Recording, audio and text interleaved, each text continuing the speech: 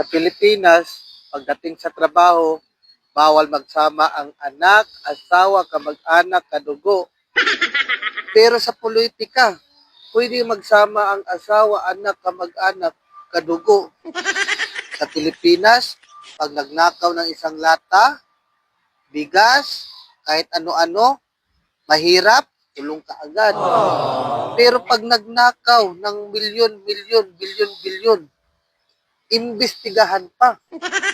Sa Pilipinas, pag nakulong, pakalaya, maghanap ng trabaho, di tatanggapin kasi ex-convict.